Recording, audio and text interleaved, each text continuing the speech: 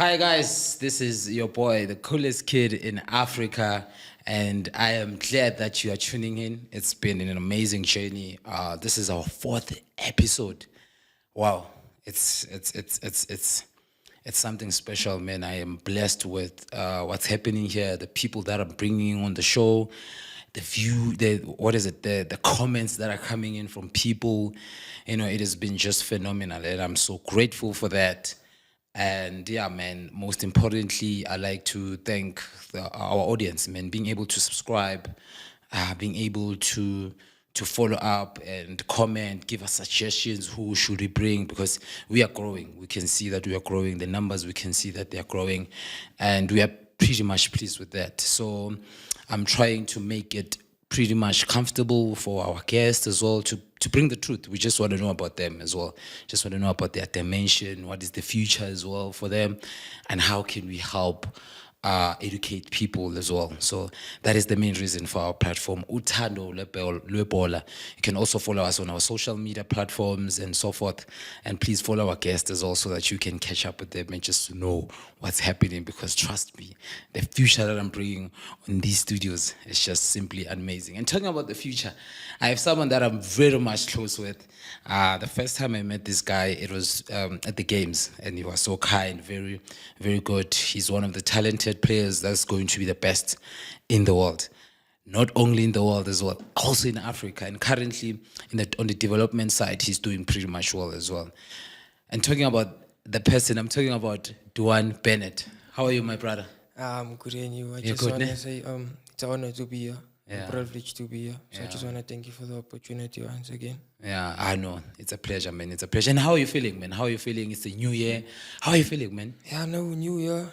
Yeah. Lot of expectations, but the goal, the dream remains the same. Keep working one step at a time. Yeah, for sure. One step at a time, man. And talking about one step at a time, I've noticed on the social media the love that you're getting, man. The support that you're getting. You came with your family, man. It's like the car is full, and they're supporting you, man. And yeah, man. How is it? How is it? How is it with the family? How is it with what's happening in your life, man? I mean, you're well known in terms of what you're doing, and it's a good thing. You're well known with football, man.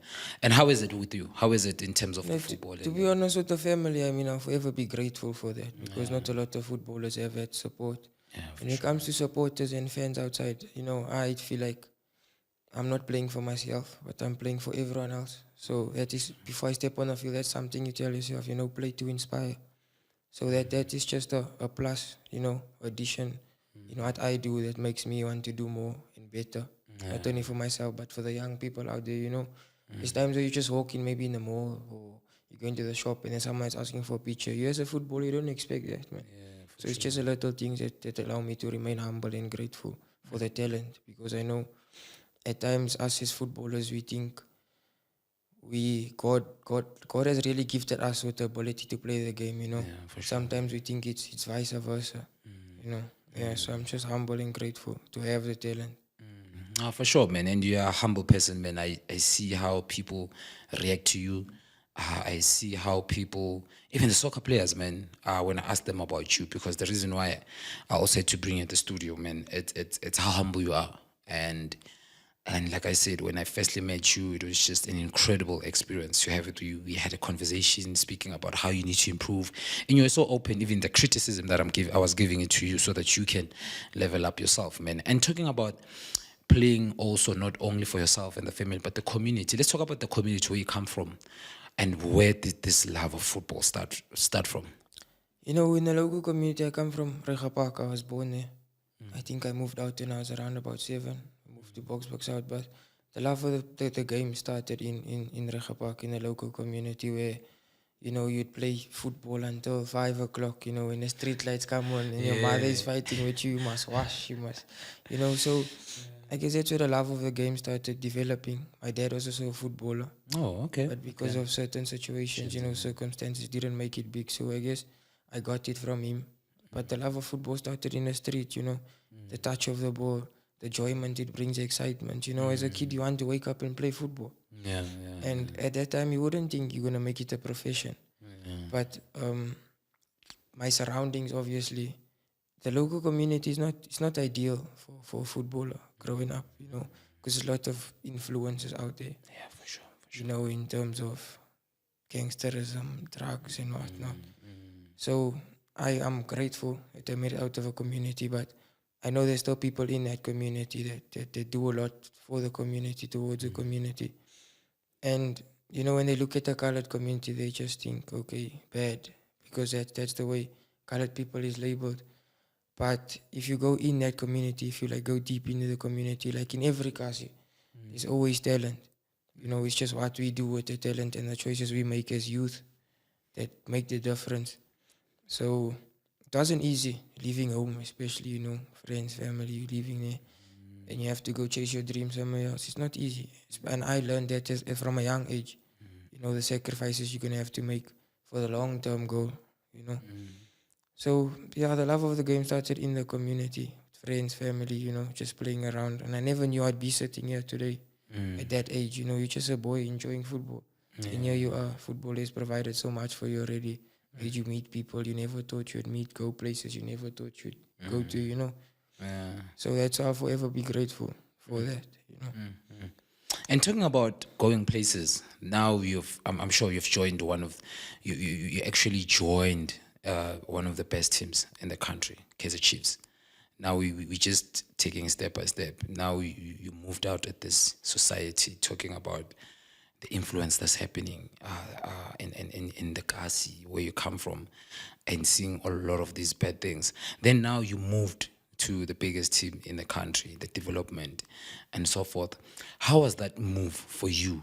You know, that first day. I just want you to tell me about that particular first day when I don't know whether it was trials or whatever, but you being in there. I just want to get into that dimension. What really happened and how was it, man? You know, it's actually a funny story, man. So we played against Chiefs. I was playing for Black Aces at that time. Under 13 GDL, I think I was 12. So we played against Chiefs and I grew up supporting the team, you know. So obviously, as an opponent, I want to prove a point. So I did my best, not thinking Chiefs is going to scout me. So it's fine. My dad wasn't at the game, surprisingly. I think he was at work or something. So I play well and whatnot. And after the game, I'm on my way home. And the following Monday, so the game was a Saturday. The following Monday, he's like, we're going to training. So I'm assuming, okay, we're going to Aces. And as I enter the village, he's like, my boy, they scouted you. So now it's time for you to prove yourself. So remember, like, imagine what type of, what are you thinking at that point, you know? I'm at a team I grew up supporting. You know, as you enter the village, you see that big Kaizer Chiefs. Like, you're a 12-year-old boy. You used to see these things on TV. And you're here now. So I guess credit to my father also, because as a young footballer, you know, if you were to tell me that time already, you know, if you'd stress, you wouldn't be yourself. And all he told me is go enjoy the game, and that's something I always take with me. So the first day, obviously, you as a new footballer going into a new environment, you just have to keep your head down, you know, just keep working, prove to the coaches, your teammates that you deserve to be there, and that's what they did. And then you then excelled. You excelled. You played in one of the big games. You got in. You saw these people that were there, the soccer players and so forth. So when you got there, who was the first person? I'm talking about it might be the players and everything. Who was the first person that really welcomed you so warmly? It might be the player and everything when you remember the day. It was actually Coach Tidiso. It's all in Oh, yeah. So obviously coming into a new environment, you're nervous, man. When you look around, everyone is wearing a Chiefs badge. You don't have that experience. They know what it feels like to play for a big team, and you just going into the new setup. And keep in mind, that time you're young, you don't know how to deal with pressure. I was 12. You don't know how to deal with pressure. And as you go into that doors, they remind you that it's a big team. So everything you do, you represent us. From a young age, especially in the GDL setup, you learn how to do things, when to do it, you know, in the manner in which you do it. Because you don't only represent yourself at that point. You're representing something bigger than you, the team, your family, the community where you come from. You know, and you don't realize it as a small boy. This time goes on as you grow up, you realize that it is something bigger than you. So, yeah, Coach Tidiso welcomed me. And I know my first training session was with Coach Jimmy Jumbo. It was with the under 13 team. And I played, I think, 2-3 games with him, and then I got promoted to under 15 with Tidiso.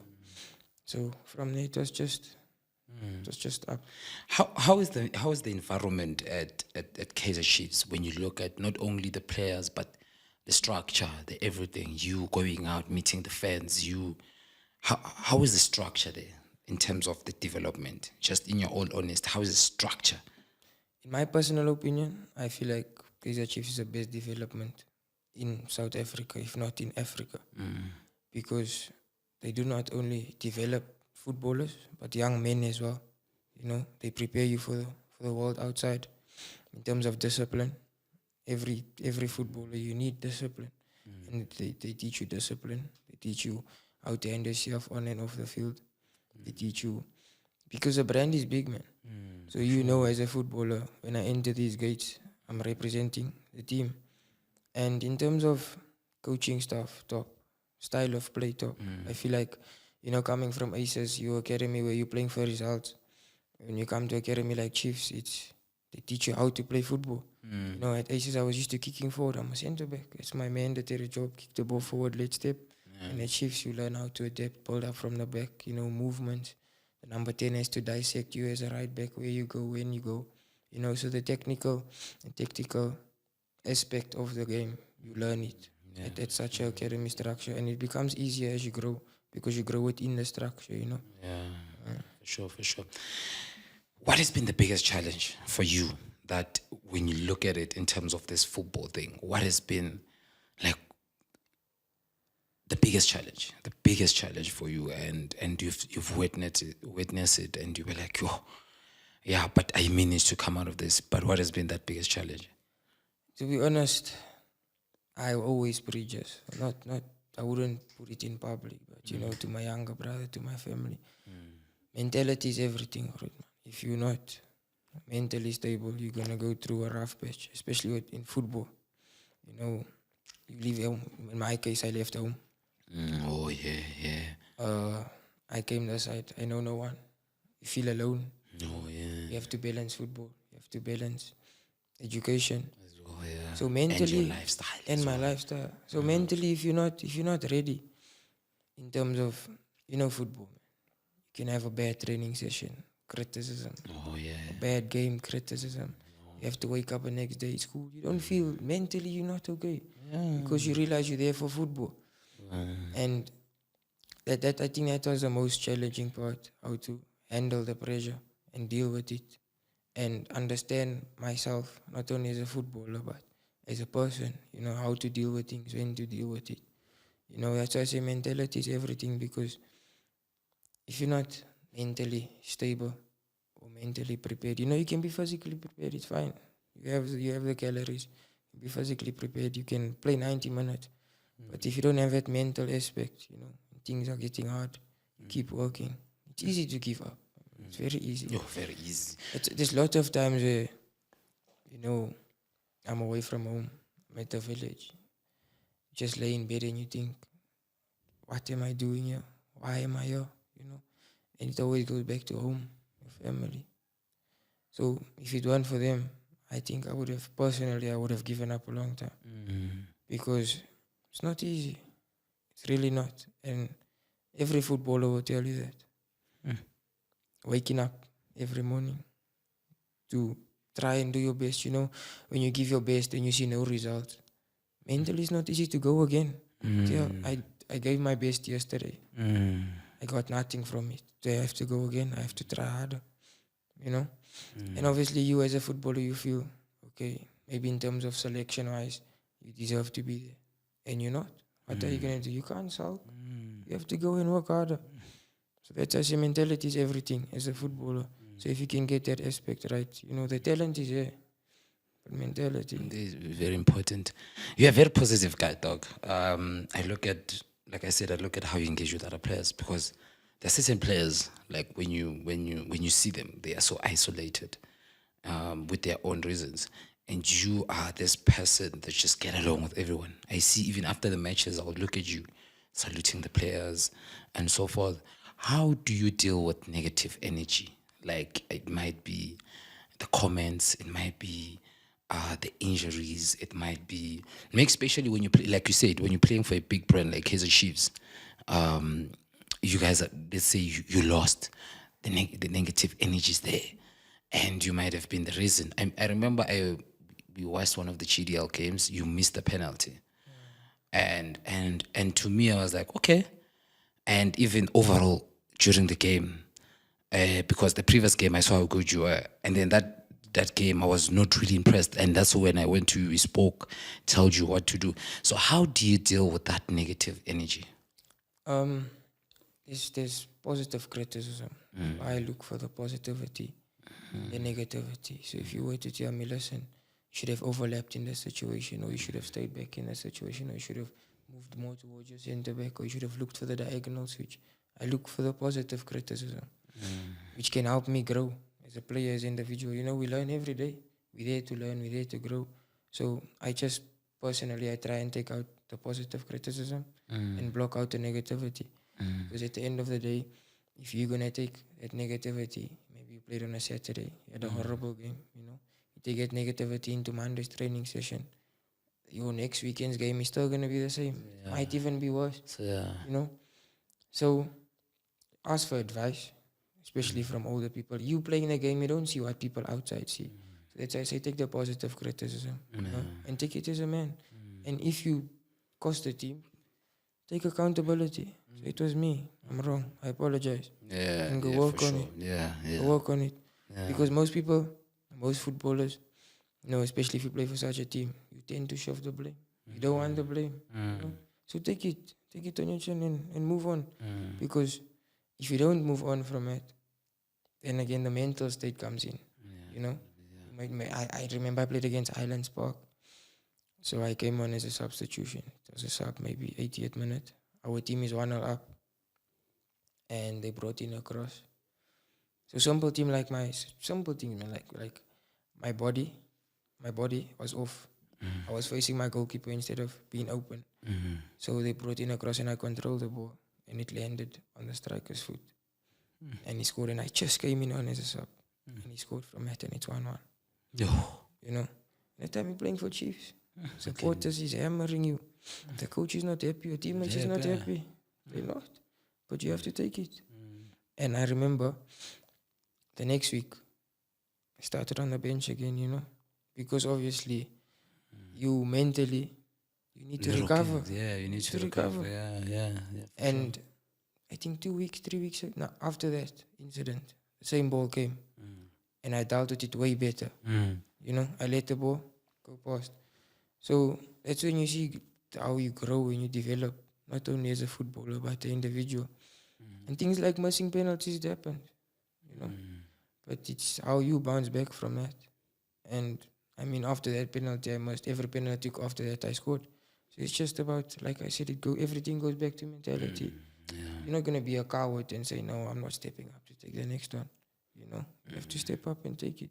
Because there's people out there, like you said, the community, there's young boys out there that's looking up towards you. For sure. So if you are a coward and say, no, I must run, I won't take the next, what are you teaching the young people out there, So just take it on your chin and learn, improve. Every day is a chance to improve. You're talking about the young ones. I'm being followed by a lot of young players on my social media accounts, especially like you and so forth. And you guys are dealing with a lot, some of them on the outside who haven't made it to where you guys are, asking, what do you think in terms of what you've seen? What do you think? Basically, I'm asking for an advice, you to give an advice to the young ones who are trying to get at your level or get to where you guys are playing. I remember yesterday we went to a GDL top 8. A young kid came to me and he came with a family. He was not playing, but he just came. He says, I saw your post and I want to join in on. What is the biggest advice that you'll give the young kids that are willingly to come to those spaces of you guys and be able to be there? What is the sort of advice to them? The first thing I'd say is don't compare your football journey to the others. That's a mistake that most of our football made. That's what most footballers do, You progress before me and I feel like, okay, I'm not good enough. But I guess because I'm God-fearing, I'll always look at that scripture where it says when the time is right, either make a plan. So for them, it's just don't compare yourself, man. Footballers' journeys is different. But hard work will always be rewarded. That is one thing I've always learned. It might not be now, it might not be tomorrow, next week, next month, but it's gonna be rewarded. So if you stay 10 toes down, if you keep your head down and you keep working, something is gonna happen. It's a must. Stay on your knees, keep working, learn from those around you, and you can only improve. You can only improve. There's nothing else you can do. Yeah. Yeah, for sure, man, for sure. And guys, here's another advice also that I want to give you, that I want to add on that. You see, right now we're living on social media platforms where it's very key. And I look at how you handle the social media. You're on TikTok, you're on Instagram, and you're exposing yourself in a good manner, which is what, guys, is very key. I sit down on TikTok, I look at the players, I look at how good they are, I look at, and so forth, I look at the pictures. How crucial has that really played for you in terms of getting yourself exposed? How has that social media really helped you? And what is the plan going forward to it? Because definitely there are brands looking at you. Definitely there are teams scouting you through social media. So how is it important, and how has it helped you? I didn't really believe in the whole social media aspect growing up, because I felt like I'll do my work in silence. I'll let my success make the noise. But as you develop, as you go through the stages, you realize that's where the brands come in, the sponsors. You have to put yourself out there. And I'm grateful to people like you, the photographers out there that take the pictures, that make comments about me. That's how you grow. That's how your page grows. So that aspect is just in terms of if you're promoting yourself, basically. And that can be a positive, but it can also be a negative in a way, because most people think, okay, I look at his Instagram, I look at his TikTok, his life is perfect. It's not. It's not, yeah. He only posts the good stuff. Yeah, Only posts the good stuff. So don't make social media like persuade you into thinking it's all sunshine. It's not. We won't post what we go through, but we use the platform rather to make us be exposed. You see, so that's the only thing I use my social media for, that. And to interact with the young people. I'm not one where if you were to send me an Instagram message, or if you ask me for a follow back, I won't do it, because what makes me different from you? I was also that young boy looking up to people, so I will just stay humble, help those who I can, try and progress as a footballer, as an individual. But use social media for the right thing, because there's a lot of footballers that get hammered on their social media, Yeah, for sure. where they post things that don't, how can I put it? It doesn't align. It doesn't align with what you do, what the footballer's life, what the yeah. footballer is supposed to be like. Yeah. So post relevant things, post things that make you get that exposure, because at the end of the day, I'm in South Africa, I'm playing for Chiefs, but that's not the end goal. That is definitely not the end goal. So I wouldn't know who's watching me, and it's all through social media, because that's where everyone has access to you. So just post the relevant things. Yeah, for sure. What has been one myth in terms of, it might be football, but the football related, that once you were growing, you kept hearing about it, but as soon as you understand, it was just, let me say, it was just debunk, it was just fake news, it was just, what is that myth that you've noticed within when you grow up as a footballer, and people keep speaking about it, but it's not, it might be negative, it might be positive, but what is that one myth? That being a footballer is the easiest job. It is not. Being a footballer is the easiest job. It's something you get told every day. Something people outside view you as you doing what you love. So it must be easy. But when you're within, you realize, no, it's not. The work that goes in behind the scenes, no one sees it. Sleepless nights, no one sees it. So they just assume you're doing what you love, and you're getting paid from it. It's not easy. Yeah, It's yeah, not it's not easy. easy. Yeah. So growing up, I was always told, yeah, you must become a footballer. Why? No one wants to work a 9 to 5 shift. You can do what you love, you can get paid for it. But they don't see the work that goes in with it. You know, so they underestimate the work they really do. Yeah, they understand me. Yeah, because like you said, they see on the social media things nice. You're wearing tracksuit of Chiefs. You getting in a bus. You come. You have guys. You guys have food. You guys have water and everything. And they don't know. Yeah, but I definitely get what you're saying. I just want to talk about the structure of football in our country. I'm sure you're a fan of our football. You watch PSL. You watch Bafana Bafana, Women's League. What do you think about our structure in our country in terms of you being able to have noticed in football what's happening? What do you think needs to happen or what's happening? Like, I just want to know about our structure in football. In your all honesty, when you're looking at it. I feel like we've improved in terms of team selection. I feel like Hugo Bruce did us justice in terms of his team selection. But when it comes to youngsters, I feel like that's where we're lacking. You know, they call a 21-year-old a youngster in South Africa. For sure. In Europe, you're considered old. Yeah, Old. yeah. For Decide if you're 18, 19, you should be considered a youngster. You know, because if we want to get to the level of football that Europe has, it starts at that. You know, if you look at teams like Barcelona, La Masia, how much do they make off the academy alone? You know, and it starts there. But with saying that, I feel like the GDR League, that's really helped a lot in terms of development in South Africa. You know, and then you get your ABC League, your NFD, where there you're playing for results. But in terms of developing a footballer, I feel like GDR has helped a lot because, like I said, you learn the tactical aspects of football. You know, you're a footballer, you come out of Kasi, you feel like you don't have that understanding of the game, you know.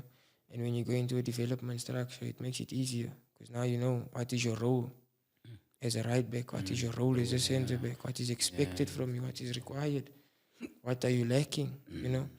For sure. So I feel like that has helped a lot, the GDR League. And like I said, I also mentioned the youngsters. I feel like teams like Supersport, Stellenbosch, Cape Town City, they're doing well in terms of promoting at the early age, you know. So I feel like if you can promote more young bowlers, we can only go forward.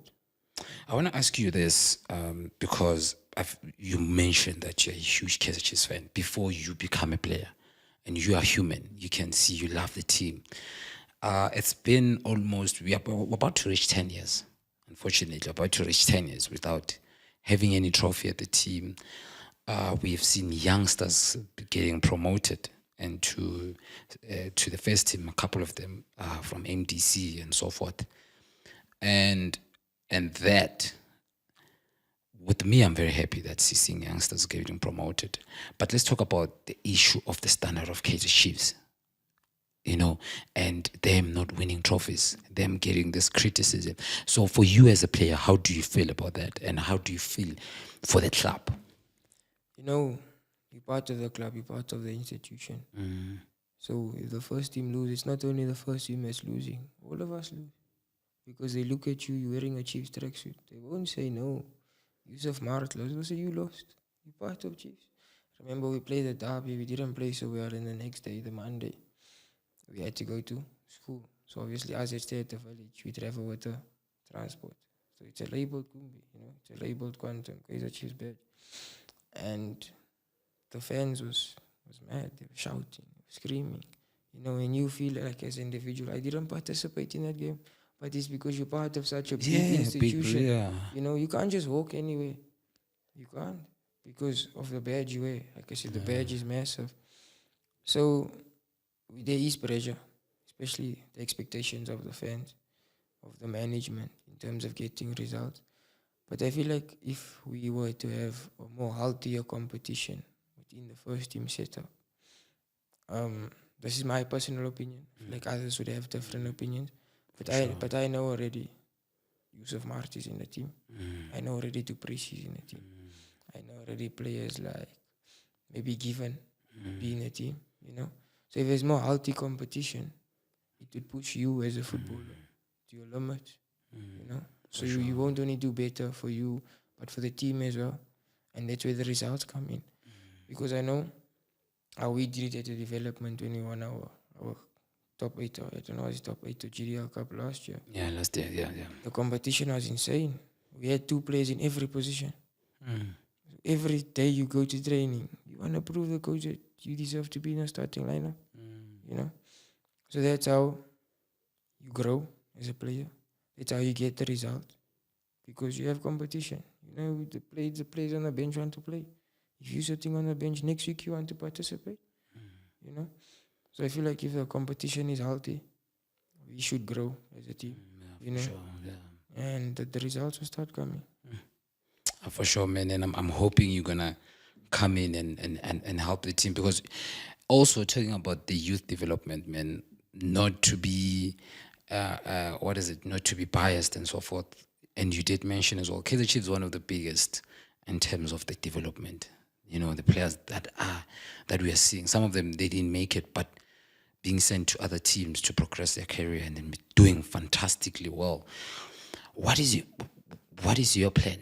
Like, do you sit down and think about, if I do not make it, what is my plan? If I something fumble, what is your plan? And also, to add on top of that, I want you to also tell me, what is your plan after football? Because you see a lot of players after retirement, they're losing their families, they're losing cars, they're losing, life starts changing, no longer the same salary, and so forth. So how are you planning around that? When you sit down and look at the future, what do you think about that? I think that's everybody's question. Every footballer, when you go to bed at night, that's what you think. What if I don't make it?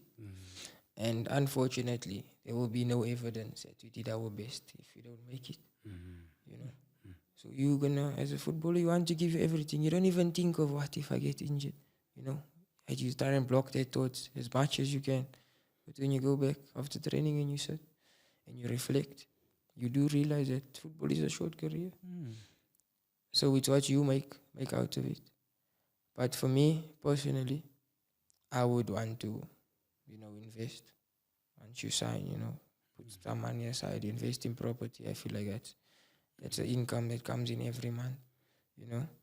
Property maybe. That's what I would want to do. But education, it's also very important. Most footballers overlook that. I'm currently advanced. I'm doing a BA general course. So I'm studying. Yeah, shout out to that, man. And you made it on your matric. Shout out. So Shout out, man. You called me when the results came in that day. You were the first people that gave me a message and was like, Rotman, I made it.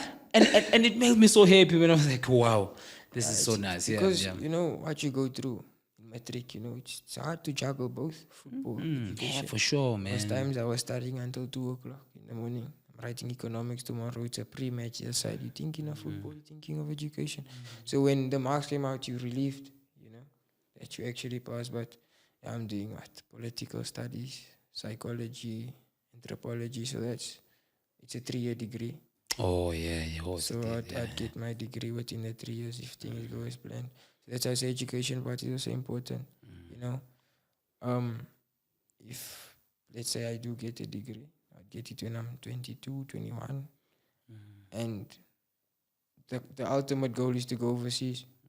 So I know I don't only go there with football, but I go there with something on my name. Yeah. I go there with something on my name. Yeah, for sure. Because most teams in Europe, you do well, you play, you in your peak, you in your prime.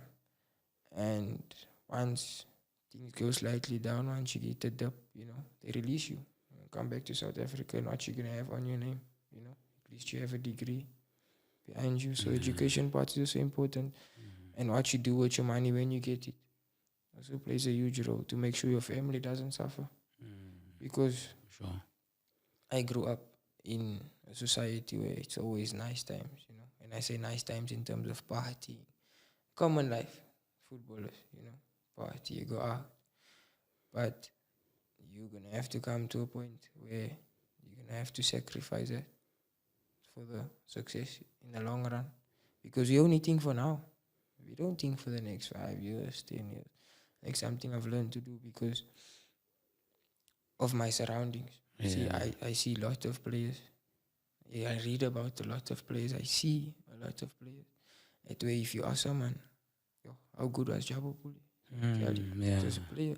Someone from my location, Regepark, Wayne Matle. He was a right Oh back. yeah, I remember Wayne Madle. Whoa, man. He was a right Yeah, back for Chiefs. yeah, for Chiefs, yeah. And I played with him. I played with him indoors. So I played with him Kasi games, you know. And if you look at a footballer like that man makes me fall in love with football from over. He's too good, man. And you ask yourself, look where he ended up. Yeah. You know? So things like that just inspire me. I learn from him. I respect him a lot as a footballer, as an individual. Even You as know, an individual, and he's not scared to tell you, don't do what I did. Yeah. You know? So I learn from that. I learn from the people around me. Read books about players. Know what you can do better. You know? Talking about looking at the players, né? Who has been that one player when you grew up, even now? It might be now, it might be before. Which player do you look up into? Like every time you look at, and you be like, wow, you see this type of player, this type of player. Because I'm going to be honest, I'm not sure you're going to mention this player, but when I look at you, I'm seeing a modern version of Daniel Alves. Daniel Alves used to score free kicks. You scoring with free kicks. You good in terms of the crossing. He was excellent. You really good in terms of attack and defending. He was just like that. So who has been that player every time you look at it, say, I want to do this. I want to do this. When he makes mistakes, who has been that player? You know, as you grow up, your positions change. I played as a 10. I played as a centre back. I play as a right back now. Oh, yeah. So it changes according to where you play. Yeah. But when I was playing centre back, I used to look up to. I still look up to him, Virgil van Dijk, because I guess it's because I support Liverpool, but it's his Southampton days also. Oh, yeah. Just his presence, man. You know, aerially is a threat. Yeah. He Big. scores, defense. His passing range is insane. His vision is insane, you know. Yeah. So I looked up to players like Van Dijk. And if I were to look at my right back position, you know, it's different when you play in a three at the back. When you play three at the back, then you become a wing back. You're not generally a normal right back. Okay. But I would look up to players like Trent Alexander-Arnold. Okay. His technique is massive. His technique. Players like Lemty, I don't know if you know him. Yeah, Lemty. Brighton. Yeah, Brighton, yeah. That man's work ethic is insane. The pace he has. Yo. Yeah. There's a lot, man. There's like Marcelo in his prime. He used to play on the left. Yeah. But his first touch was, you know. Yeah, for So sure. there's a lot of players that you look up to in different positions and you learn, you know, as you grow up, especially in the business of football. You don't watch football to enjoy the game. Now you watch football and you analyze. Okay, if the ball is on the left hand side, what is that right back doing? Do I do it? What makes him better than me? Where can I improve? You know? So that's why you tend to look up to a lot of players because they have that experience you don't. Yeah, for sure. Let's talk about the players that have really made it. You know, I won't say it really made it, but they're there. Relebogile, Mfundo, Mapena. You know, when you look at those players and you look at yourself and say, I want to get there. Not really to compete, like you said. I like when you say, don't look at other players and their journey. But obviously, subconsciously, when you sit down, look at that, and you look at the structure and how they are introducing these kids, how do you feel about that? How is it to you? You know, personally, I'm with Mfundo almost every day. And I can see the joy on his face, man. It comes from the first team training. You can see it's different. And I tell him, you deserve it. For me, it does. For me, that's a left-footed player that is rare in South Africa. Yeah. His technique, his work ethic now recently, he deserves it. So players like that, I will always remain happy for them, you know. And he's my age group, yes. But I do also ask him, we have our conversations. What do they do that side that we're not doing that side? You know, it's always just looking to improve. So when your chance comes, you make the most of it, you know. So players like Relay, that's a player, you can see that it's just talent. You know, there was a player, I remember in the DDC, Radio Pane, one of Pirates, he was tearing up DDC. I think he had 14 goals in a season, you know. He's plays in different positions that get introduced to the first team. I watched Mabe Nelson now the other day. I can't remember who they played in the TDC, but his movement on and off the ball, you can see his experience he got from playing with the first team. The difference, going to national team AFCON. So I'm happy for them. They deserve to be there. But on the other hand, you also shouldn't let yourself morale go down. In terms of you're gonna get there. That's what I keep telling myself. I'm gonna get there. Sooner or later, it's gonna happen. Yes, So it's just how I prepare myself. And I always tell myself, when things get hard, it's not God punishing me, but He's preparing me. There's a lot of trials and tribulations that you go through. You ask yourself, but why me? I don't deserve it, But once you get through that phase and you look back, and you're like, if I didn't go through that, I wouldn't be the person I am now. Footballer, we always look at footballers aspects and not individually. Because on the field, you're a footballer, but off the field, you're a brother. You're a son, So, personally, the game has made me look at life in a different perspective. And on the field, it's just work. That's all you can do. Do your best in what you can control. Like if someone works harder than you, that's no excuse. It's up to you. And the things out of your control, leave it to the man above. He will make a way. Definitely, man. I want to ask this question. Now we are just shifting a bit from football, just to touch down on your consciousness and thing. You're a South African citizen, and looking at our country, we went to the World Cup with Banyana, did absolutely well. We went to AFCON and so forth. The structure of our country as a human being, how do you see it in the sport level, within the sport? What do you think needs to improve? What needs to happen? I feel like we've improved a lot already. I don't know, is it boxing or wrestling or what? Yeah, man, UFC. Yeah, we came with that thing, man. World Cup rugby. Yeah. We won it. I know Taylor, the singer, won Yeah, that's in the Grammy. So as a country, we've grown a lot, So the only way is up. I mean, there was a point where no one knew what is South Africa, who's South Africa, and the spirit we have amongst each other, the bond South African shares among each other, because we all come from different backgrounds. And what brings us together is a sport we play, the thing we do. Because all of us back home, we know we're fighting for the people. Look up to. So that's what carried us through for most parts in terms of the World Cup, the AFCON, Banyana. So our unity was insane. That's what got us there. Yeah. And that can just continue growing. And our youth is the future. So if you mold your youth into allowing them to make the right decision, for sure. Giving them that support that they need in terms of chasing their dreams, chasing their goals, we will see a lot of more improvement in the future.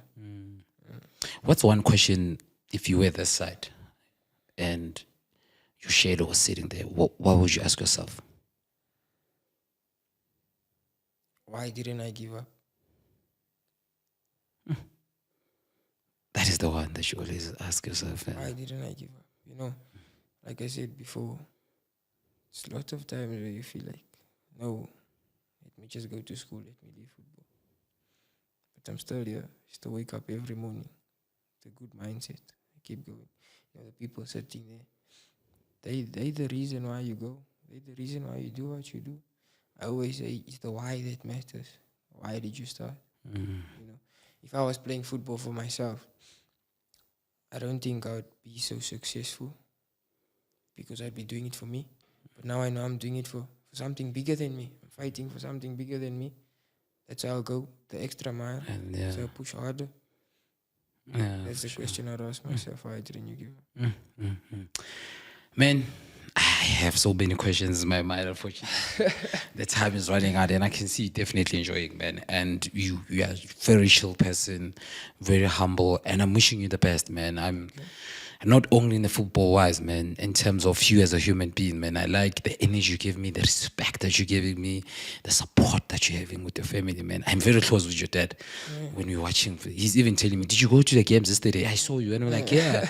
And I can see once you engage, because I can see the passion, and I can see why you're getting the support, man. And your father supports other kids. You know, it's just amazing, man. So just make them proud, man. That is my biggest advice. Leave the girls, man. Just leave the girls alone. Just, yeah, man. If you're having that partner, just have that partner. Enjoy life. Be at the fullest. And yeah, man, trust me, you're gonna get far. You're gonna get far. Man, I looked at you and I was like, we are having few right backs in our, that's a fact. We're having few right backs in our country that knows how to score goals. You understand me? Off the pitch, absolutely doing well. On the social media as a brand, I can see you as a brand. Do you get the point? Yes, and not brands come in so many ways in terms of the community, because you're representing these colored people, representing this thing. You get the point of where you come from, so that they can have so many. You get the point. So I want you to stick on that. Whatever that's happening, I see currently you've been loaned.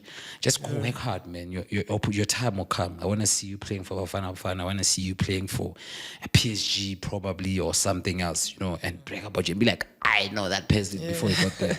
So yeah, man, just do that.